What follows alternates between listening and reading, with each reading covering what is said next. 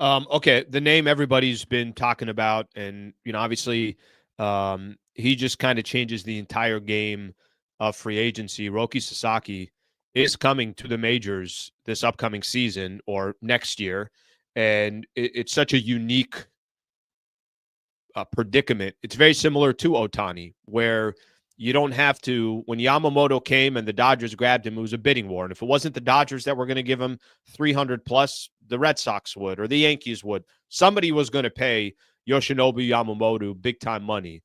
Um, Sasaki's under control for 6 years before he actually gets whatever that contract is.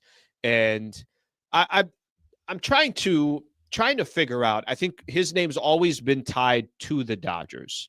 But let me kind of play a different angle for you. What do you think would make Roki Sasaki decide I don't want to be a Dodger? It's not going to come down to money because pretty much every team within $100,000 are going to be paying virtually the same amount of money. So it can't be a bidding war. What do you think would make him say, I don't want to go where Yamamoto is, where Otani is, that Dodger market, who obviously has, they're continuing to grow their fan base in Japan. Why do you think he would say no to the Dodgers? Because it seems like that's such the obvious one, but I think the only storyline is if he said, I'm not going to the Dodgers. Yeah, absolutely. I think for Sasaki, a couple things that would be in play is he has to decide, does he want to live in the shadow of Shohei Otani or not? Because I don't care if he wins the next 3 Cy Youngs and he's a rookie of the year, you're going to be in Otani's shadow no matter what, because Otani is Shohei Otani, right? And if he wants to be a part of that, that's going to be something he'll have to decide. And then also comfortability, right? Is he comfortable with an organization like the Padres, who have the connection with Yu Darvish, they have connection with international players, really great city, right? I mean, they're a team that's shown to be perennial postseason contenders, and you don't have the LA media, the major market type of pressure. But on the same token, I mean, the way you could kind of counter that would be Sasaki with the Dodgers might be less pressured too, because Otani takes a lot of that pressure. Yamamoto takes a lot of that pressure. They're not going to ask him to be their opening day starter or anything like that. I mean, I think that if he would go to a smaller market team, that there could be some pressure in that he's going to be the guy selling tickets. He's going to be on the billboards, right? So there's that. But it's comfort, it's situation. I mean, Shohei, when he signed with the Angels, he said that it was just a gut instinct at the very end. So, I mean, you can do all this research, you can make all these pitches and this and that. And at the end of the day, if the player's going to say, I just felt something internally that told me I needed to sign here, it's tough to make a play on that. And then also, too, does Roki Sasaki, is he lured in by the bright lights of New York City? I mean, we all know that's always an attraction. Yankees, the Mets.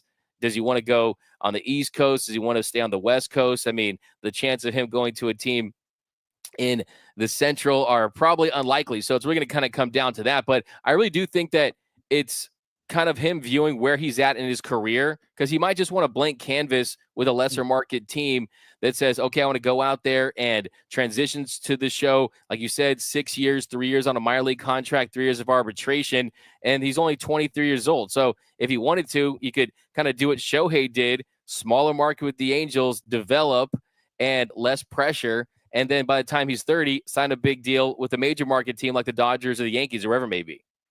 Yeah, I think that part's fascinating. I thought one of the reasons why I thought Yamamoto may not sign with the Dodgers is exactly what you just described about Sasaki. Part of my reason was, well, why would he go to the Dodgers and kind of share, not even share? Shohei's going to get the spotlight, and then there's going to be, a little bit of light that's creeping through, and that's going to go into Yamamoto. And that's no disrespect to Yamamoto. It's just that Shohei Ohtani, something that we've never seen. And I thought, you know what? Why wouldn't he just go get his own market? He can own New York, whether it's the Mets or the Yankees or whatever the case is. So there was a little bit of surprise to me because they teamed up together, right? Shohei was a big part of the pitch of bringing Yamamoto there. And now I look at Sasaki, and one of two things could be happening. What you just said, which is maybe he says, all right, let me just go get my own team, my own franchise. Not everybody has to be in a big market. Or maybe he goes and owns one of the New York markets, but he could look at other players. He could look at other Japanese stars that have been in this league. Obviously, Yu Darvish is a great example. Ichiro when he was in Seattle. I don't have to just be with that one market, or this could happen. They could all be just planning together that, yeah, this is what we're doing. We're grabbing the best players out of Japan and we're all joining forces together. And if he's going to make a few $1,000,000, the marketing dollars that are going to come with it, obviously he can get a lot more in LA or get a lot more in New York than he can in some of these other markets. I don't know which one is happening, but if it is the latter, where these guys are all deciding, let's play together, I don't know what to tell you, but it's almost like, should we just skip to the 2026 season? Maybe skip to 2030.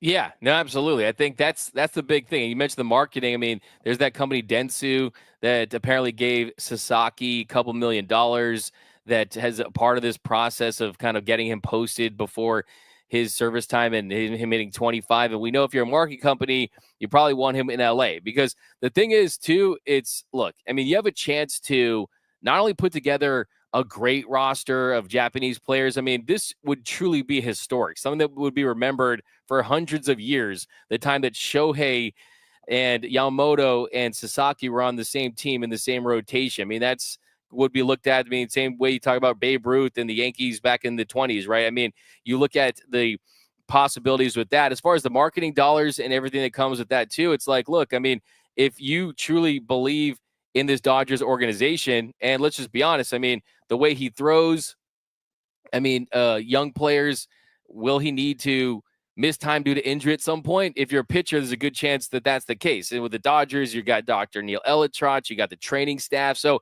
the way I would look at it if I'm Sasaki is, okay, how did those last 3 years of arbitration look like for Shohei Ohtani, right? That's how you put yourself in a situation to get a payday early on. The Dodgers could certainly help him get to the best arbitration figure too, as long as other teams could do that. But I mean, the Dodgers, they could truly optimize his success. And also too, I mean, look, it's kind of frowned upon. You're not going to see him sign an extension after he signs with the team in 2 weeks because Major League Baseball can intervene at that point. But he can always sign an extension throughout that contract, the minor league contract later in that as well. And we know the Dodgers are a team that would be willing to do that for a pitcher of his caliber too. So I think there's a lot of in play. It's kind of one of those things too, Alan, where it's like, if he does sign with the Dodgers, you're going to be like, it was always the Dodgers. You know what I mean? Like, that's kind of how I'm with that too. It's like they've established their roots in Japan. You have Shohei, you have Yamamoto. You know that you're going to be competing in the World Series. And what I was told from a scout in Japan was that he pitched in the WBC a couple years ago, and he got a chance to play with the big boys, and he's never been able to recreate that since in the NPB. And he wants that experience. Sure. And if that's kind of his mindset, that tells me he wants to pitch in the World Series, right? And the Dodgers certainly offer you the best chance of that.